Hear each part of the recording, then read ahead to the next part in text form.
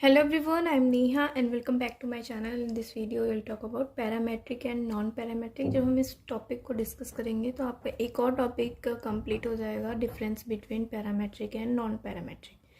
So as you all know, ये जो topic है ये MPC 006 का है और ये किस ब्लॉक में है? Block 1 and unit 1. सो इससे पहले हमने मेज़रमेंट स्केल के बारे में डिस्कस किया था और वो वीडियो अपलोडेड मेरे चैनल पे जाकर देख सकते हैं आप. तो स्टार्ट करते हैं कि पैरामेट्रिक और नॉन पैरामेट्रिक टेस्ट होता क्या है. पैरामेट्रिक एंड नॉन पैरामेट्रिक हम यहाँ पे लिख लेते हैं. सो सबसे पहला पॉइंट है कि जो पैरामेट्रिक में जो डेटा होता है वो क्वांटिटेटिव डेटा होता है. क्वांटिटेटिव डेटा होता है, ठीक है. और नॉन पैरामेट्रिक में होता है क्वालिटेटिव डेटा. सो आप इसका ध्यान रखना. क्वांटिटेटिव क्या होता है? जो क्वांटिटी पे फोकस करता है, और क्वालिटेटिव होता है जो क्वालिटी पे फोकस करता है, ठीक है. अब नेक्स्ट पॉइंट आता है नॉर्मल डिस्ट्रीब्यूशन, ठीक है. कि जो पैरामेट्रिक के जो डेटा होते हैं वो नॉर्मल डिस्ट्रीब्यूशन होता है. जैसे कि हम एक ग्राफ के थ्रू देख लेते हैं. ये जब इस तरीके का शेप बनता है तो वो क्या होता है? नॉर्मल डिस्ट्रीब्यूशन होता है. नॉन पैरामेट्रिक डेटा होता है वो होता है डिस्ट्रीब्यूशन फ्री,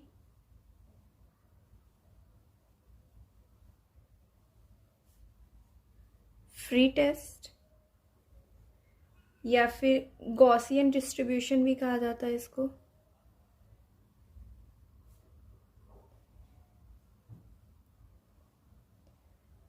एंड इसको आर्बिट्री भी कहा जाता है, मतलब कि ऐसे ही डेटा ले लेना.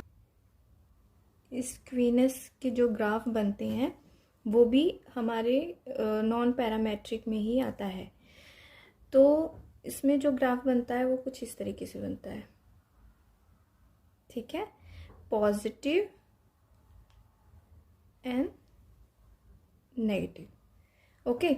तो जो सबसे ज़्यादा डेटा जिस इस कर्व में, इन तीनों कर्व में आप देख रहे होंगे कि जहाँ पर सबसे ज़्यादा डेटा फॉल करता है, ठीक है. ये हो गया मिड.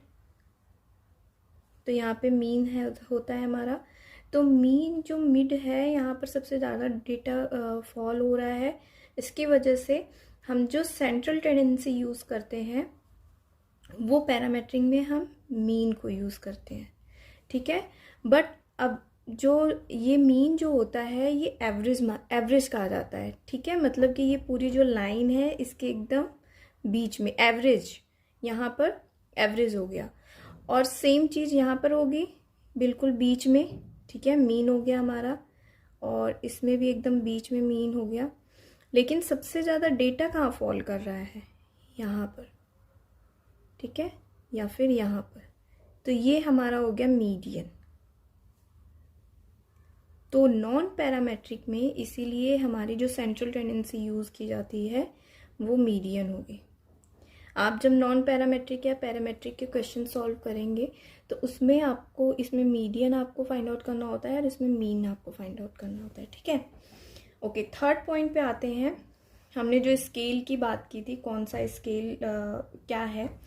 तो पैरामेट्रिक में हम इंटरवल और रेशियो स्केल को यूज़ करते हैं, ठीक है. एंड नॉन पैरामेट्रिक में हम ऑर्डिनल और नॉमिनल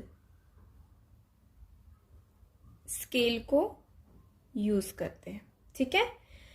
पॉइंट हो गया. अब नेक्स्ट पॉइंट पे हम आते हैं पॉपुलेशन नॉलेज. तो जो पॉपुलेशन होती है पैरामेट्रिक में उसकी नॉलेज होना ज़रूरी है, ठीक है. Required population knowledge, required, and यहाँ पे not required, in non parametric में नॉट रिक्वायर्ड, क्योंकि हमें जब पॉपुलेशन के बारे में पता होगा तभी हम क्या करते हैं, अजम्पशंस क्रिएट करते हैं। अजम्पशंस क्या होता है, जो हाइपोथेसिस हम क्रिएट करते हैं वो किसके, पॉपुलेशन के बेस पर ही हम क्रिएट करते हैं, ठीक है। बट नॉन पैरामेट्रिक में हमें पॉपुलेशन की नॉलेज ज़रूरी नहीं है, इसीलिए यहाँ पर हम अजम्पशन या हाइपोथेसिस क्रिएट नहीं करते हैं, ठीक है। ओके, अब नेक्स्ट पॉइंट देख लेते हैं, हमारा 6 पॉइंट आएगा। तो पैरामेट्रिक्स में हम सिर्फ वेरिएबल्स पे स्टडी करते हैं, ठीक है, टेस्ट करते हैं। बट नॉन पैरामेट्रिक्स में हम वेरिएबल्स के साथ साथ एट्रीब्यूशन को भी टेस्ट करते हैं। एट्रीब्यूट्स मीन्स की क्वालिटी, ठीक है। मीन्स कि अगर मान लीजिए कोई एक मैनेजर है कार शोरूम का, उसे अपने शोरूम में उस कलर की गाड़ी को कम रखना है जो लोग कम खरीदते हैं, ठीक है। मतलब कि अब ये जो कार हो गई वो आपके हो गए वेरिएबल्स हो गए, अब वो जो कलर्स हैं वो आपके एट्रीब्यूट्स हो गए। तो नॉन पैरामेट्रिक में हम वेरिएबल्स के साथ साथ एट्रीब्यूट्स को भी क्या करते हैं, यूज करते हैं, ठीक है, टेस्ट करते हैं। ओके, अब नेक्स्ट पॉइंट पे आते हैं, कोरिलेशन। कोरिलेशन में पैरामेट्रिक में हम पियर्सन कोरिलेशन को यूज करते हैं, ठीक है। एंड नॉन पैरामेट्रिक में स्पीयरमैन कोरिलेशन को यूज करते हैं। सो स्पीयरमैन कोरिलेशन में क्या होता है कि हम पहले रैंक ऑर्डर देते हैं, पहले कोई डेटा दिया रहता है उसको हम रैंकिंग करते हैं, उसके बाद उन दोनों के बीच में हम कोरिलेशन को जानते हैं। एंड पियर्सन कोरिलेशन में डायरेक्ट जो भी हमें डेटा दिया होता है उसके बेसिस पे हम डायरेक्ट उन दोनों के कोरिलेशन को फाइंड आउट करते हैं, ठीक है।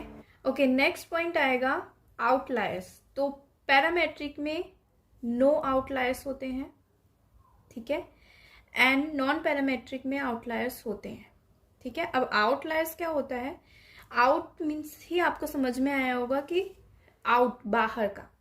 तो एक ग्राफ के थ्रू समझते हैं, मान लीजिए कि आप कोई स्टडी कर रहे हैं और आपका जो डेटा है ज़्यादातर क्या होगा, मिड में फॉल होगा, ठीक है, कुछ इस तरीके से।